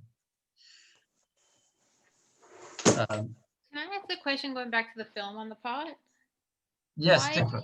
Why does that need a special status? Why isn't it just like any other food? Are we saying that it's rove from more than the rest of like the whole reason the pot, unless I'm mistaken with this, the whole reason the pot has this whole special conversation is because we're saying it's rove, and so it's not the regular case of Talmud Gam. Wait, say it again. It's rove? What do you mean? It's right, like I'm going back to I think it's the Rashba, that in general, right, we say nothing Talmud Gam as long as the Isser is less than whatever the heter is in the pot. But the pot is, we assume that it's more than the food being cooked in the pot, and that's why we have to have this special status for the pot. Where we have to like have a special explanation for the pot as opposed to the just pot. No, all we said about pots. No, all we said about pots is that they're not, that the contents of the pot is more than is less than 60 times the walls of the pot. So therefore, we don't get 1 in 60. But it's certainly not the majority. The rove, we wouldn't assume that the walls of the pot are larger than the contents of the pot. So it's nothing to do with rove. Go back and see what I'm thinking about. No, what the Rashba said is that the flavor in the pot, he says like this: if the pagam isser, if the pagam isser is the majority of the food, then the food will still be usser, even though it's pagam. And he says, but that's not true when we're talking about flavor. And therefore, if you had a case where the majority, if you cooked a very small amount of food in a pot, imagine you cooked a tiny amount of food in a pot, and now the majority, the walls really are larger than the food. In that case, we still would be makil because it's only flavor after all. There's no mamashut. That's what the Rashba said. Right. That's what right. So either way, in terms of the film, why isn't the film on the pot just treated like any other? Why did it separate conversation? Why isn't it just like any other food that it has the same? Like I don't understand why it's surprising that being nothing Talmud Gam as long as it's less than whatever the food that's being cooked. No, because it's good flavor. Nothing Talmud Gam apply nothing Talmud Gam at everything in the world. But isn't the film? Isn't it leaf gum? Like, why would we assume it's good flavor? No, what do you mean? Some people don't clean their pots because they want to develop a flavor in their frying pan so for the next time they cook. Why should film necessarily be pagum? But that's what we're talking about here, is nothing No, but it's only after 24 hours. So you're saying it like would fall into this general category that we're declaring it pagum, even though it's really not, and that's why this is such a chiddush that the film. You're talking about the Ran. The Ran holds that the film, that normally food, if I would leave a hamburger in the bottom of my pot and it come back a day later, I wouldn't say it's pagum. I would say that that's good hamburger, and if I poured chicken soup, if I poured something into the pot with that hamburger there, the hamburger would have to be taken into account. It's not pagum. The Ran says, yes, that's true of a hamburger, but not a film on the pot. Film on the pot actually does become pagum after 24 hours. That's all he's saying. He's saying, unlike food, the question is film more like food, which everybody agrees does not become pagum after 24 hours? Or is film more like balua in the walls of the pot, which everybody agrees does become pagum? Well, that's the problem. Is it the end or is it balua? Exactly. Is film more like you balua? Put your thumb on it, you'll know that it's actually ba'en, but whatever. It seems to be ba'en, and that's why we paskin that it is ba'en. But the Ran says, no, it's not that it's negligible. It's not that it's a negligible amount. That was the Ramah. That was what the Ramah said. The Ramah said was it the Ramah? I think it was the Ramah. He says, yeah, the Ramah said, it's such a small amount, it's probably going to be batel anyway. Or if it is batel, it didn't say that. He just said, if it is batel, then it's also not a problem. But the Ran said this weird opinion that it's, even though it's sort of quasi food, and therefore after 24 hours, it becomes pagum also. Does that help you, Tikva? Yeah, it just still seems strange that we don't just take it case by case. So you're saying like even if it does actually benefit the food in that pot, you can still eat it because we have this like halachic status for it. That would be you're asking an interesting question. Why don't we just ask a goy? We can't taste it ourselves because it's isser. But why don't we ask a goy? Or smell it. Well, smelling that's not going to be enough. You have to go by taste. We go by taste. Okay. So we could ask a goy, and it's a good question. Why all this talk about this stuff? Why don't we just ask a goy? You know, for the Mechaber, it's a good question. For the Ramah, we don't rely on the goy, so we have no choice but to decide by logic. But for the Mechaber, yeah, you could ask a goy, but again, he'd have to be Mesiach Lefi Tumo. You know, there's all these rules about asking a goy. You can't just ask a goy. So maybe to avoid those complications, we'd rather come up with a rule. But you're right. We could ask, theoretically, we could ask a goy, is there, you know, is the taste of that film in the food, is it pagum to you? He says, I taste. If he says I don't taste it at all, then it's for sure mutter. If he says I taste it, but it's detrimental, then it also be mutter. Anyway, yeah, it's a good question. Okay, so great. I'm happy we were able to finish that Siman. That Siman. I guess that's it for tonight. Thank you. Shkach. Thank you, everyone. Okay. Thank you. Laila Tov. Beautiful. Thank you very Very much. good. Laila Tov.